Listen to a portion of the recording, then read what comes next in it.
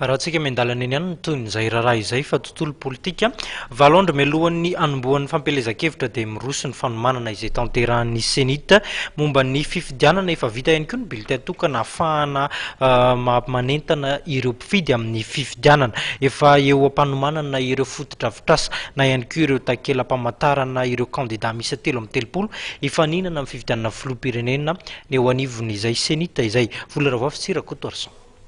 Vola mitetina 2 miliara sy 500 tapitrisa ariary no natokany komisiona mahaleo tena misahana ny fifidianana na ny Cenit ho ampiasaina amin'ny distrika 700 izay manana birao fandajaam-bato miisa 10 sy 2 alina manerana ny nosy anatotosana ny asa samihafa tafiditra amin'ny fiatrehana fifidianana. Raha ny fanazavan'ny filohan'ny Cenit anisan'ny mba toerana anatin'ity teti-bola ity ny fametrahana ny takelam-pamantarana ny kandida 3 hifaninana amin'izay fifidianana izay. Takelam-pamantarana izay anana halavana hatramin'ny 70 faingo 9 metatra. Amin'ity hidineny aneviny commune ny tena ametraka izay takelam-pamantarana ny kandida izay. Teti-bola hoe azo fatarina amin'ny ankapobeny zany dia eo amin'ny 1 milliard 350 millions eo zany ny volana lefa eran'ny Madagasikara amin'izao fotoana izao. Io moa dia misy ny ligne maromaro ao anatin'izay ao misy ny nametrahana ihany karazana ataoko hoe plan B amin'ny fotoanany fifidianana azahory zareo zany manao location na automobile ao koa ny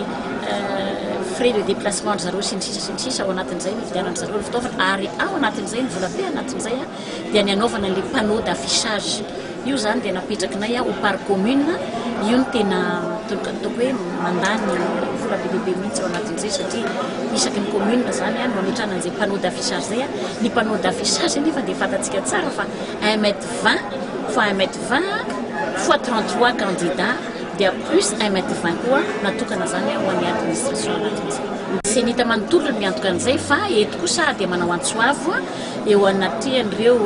merana ny TDS mba hisy fifanampiana zany ataondry zareo andreo raha tsy mandraika anareo satria raha ny vola hoety manana amin'izany mety tsy ho ampy fa mba mangataka ny fanampiana avy amin'izareo koa zany mba hifanampiana amin'izay lafin'izay satria raha tsika malagasy dia fifidianana aty itsika manontolo nefa ny miantoka an'izany rehetrarehetra zany. Mikasika ny bileta tokana dia nambaran'ny filohan'ny Cenit fa efa mandeha ny asa fanontana izany ary mialohan'ny fifaran'ny volana ity no tonga ny ampahany voalohany. Raha momba le bulletin unique aloha dia tokony tsisy tsony ny resabe angambany satria efa nambarantsika foana moa hoe natota ho an'ny Afrika Atsimo le izy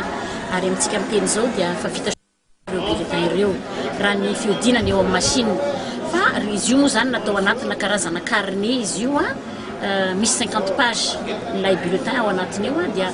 mandravina an'izay zany zareo amin'izao fotoan'izao ary no tonga alohan'ny ty faran'ny volana ty zany ny roplanina voalohany mitondra ny ampahany voalohany ary amin'ny voalohany volana oktobra no tonga ny roplanina faharoa. Mikasika ny fampianarana ny olona ampiasan'ny bulletin unique indray dia nambarany anivon'ny Cenit fa efa tonga ny spécimen ny bulletin tokana izay natota tany Danemark efa tsy ho ela ihany koa dia afaka hanao ny fanentanana ny olona amin'ny fampiasana izany ny kandida sy ny fiarahamonim-pirenena.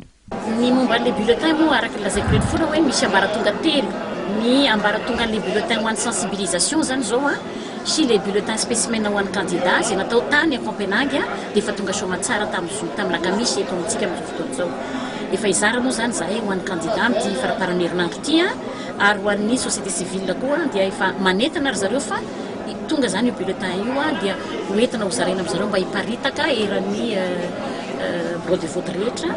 Arak'izay dia anomboka tsy ho ela ny fanentanana ny olona isan'ny zava-baovao ho ampiasaina hamandritra ny fifidianana filoham-pirenena fifidianana faharoa izay ho toto saina moa ny 5 Oktobra ho avy izao.